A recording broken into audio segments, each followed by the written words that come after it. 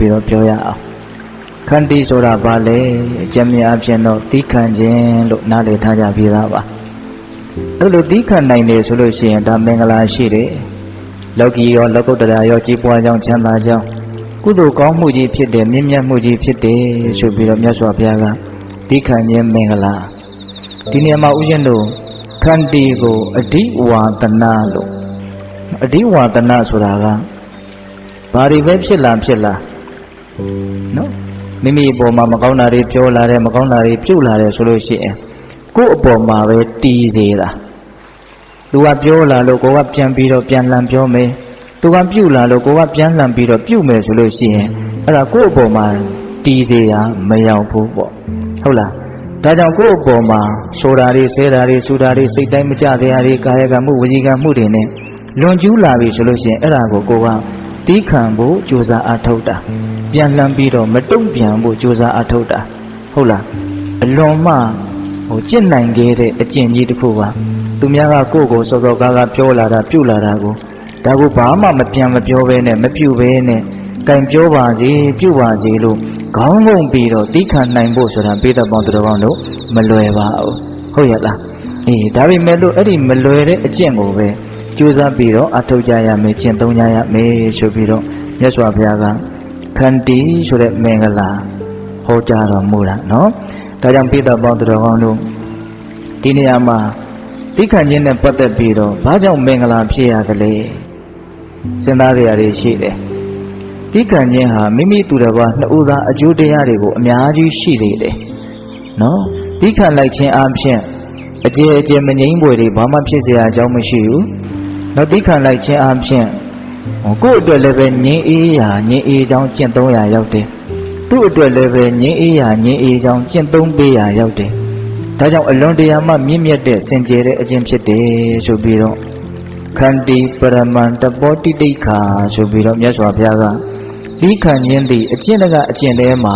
အမျက်ဆုံးအကျင့်ဆိုပြီးတော့ဟောတာဟုတ်ရဲ့လားဒါကြောင့်ပိဋကပေါင်းသူတော်ကောင်းတို့တော့မကောင်းတာတွေဖြစ်လာပြီဆိုလို့ရှိရင်စိတ်ထဲမှာဒေါသအမျက်မထွက်စေဘဲနဲ့သိခံနိုင်တဲ့အလေးကျင့်ကိုကြိုးစားပြီးတော့အားထုတ်ကြရမယ်ပေါ့ဒီနေရာမှာဦးဇင်းတို့အင်္ဂုတ္တပါဠိတော်မှာ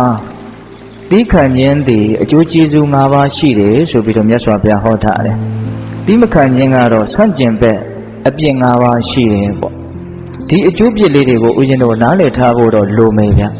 ဘာကြောင့်လဲဆိုတော့သိမခံလို့ရှိ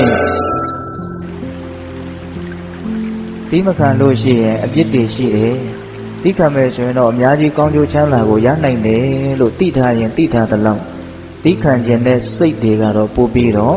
များလာမှာပဲဒါကြောင့်သိခံခြင်းရဲ့အကျိုးကျေးဇူးကိုနားလည်ဖို့လိုသလိုသိမခံရင်ဖြစ်ပေါ်လာနိုင်တဲ့အပြစ်တွေကိုလည်းပဲနားလည်ထားဖို့လိုတယ်အဲ့ဒါမြတ်စွာဘုရားကသိမခံဘူးဆိုလို့ရှိရင်တဲ့ဘာဖြစ်လာနိုင်လို့ဆိုတော့ဘဟုနောဇနတအပိယောဟောတိအမနာဘောတဲ့ညာစွာသောလူတွေရဲ့မချစ်မနှစ်သက်ခြင်းအမုန်းတရားတွေကိုရရှိလိုက်မယ်ဟုတ်လားကိုကသိမခံနိုင်မှုထိကနေရှိရင်ပြန်ပြီးတော့တုံ့ပြန်နေတယ်ဘာလေးမှသိမခံနိုင်ဘူးဆိုလို့ရှိရင်တော့အဲ့ဒါလူတွေရဲ့မုန်းတရားကိုခံရလိမ့်မယ်တကယ်လို့သိခံနိုင်မယ်ဆိုရင်တော့ဆန့်ကျင်ဘက်အနေနဲ့လူတွေရဲ့ချစ်ခင်မှုမြတ်နိုးမှုကိုရမယ်ပေါ့ဒါလည်းပဲဦးဇင်းတို့ပိဋကပေါင်းသူတော်ကောင်းတို့သိမခံခြင်းရဲ့အပြစ်တစ်ပါးကိုပြောတိုင်းသိခံခြင်းရဲ့အကျိုးကျေးဇူးကိုလည်းဆန့်ကျင်ဘက်အနေနဲ့နားလည်ရမယ်ပေါ့ဟုတ်ရဲ့လားသိမခံလို့ရှိရင်ဘဟုနောဇနတအပိယဟောတိအမနာဘောလူတွေရဲ့ချစ်ခင်တဲ့မှုမြတ်နိုးမှုကိုမရနိုင်ဘူးတဲ့ဒါတည်းမကဘူးတဲ့ဝေရဘဟုလောစဟောတိဝိဇ္ဇဘဟုလောစဝေရဘဟုလောရံများတယ်တဲ့သိမခံလို့ရှိရင်ဟုတ်လားသိခံမှုစွမ်းအားနည်းတဲ့ပုဂ္ဂိုလ်ဟာရံများတယ်ရံများလို့ရှိရင်ဒါဖြည့်ရှင်းရတာတွေနဲ့ဒုက္ခတွေလည်းပဲများသွားတာပါပဲ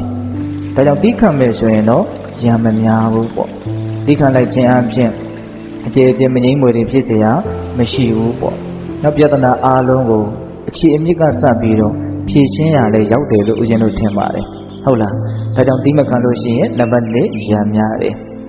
ပြီးတော့ဦးဇင်းတို့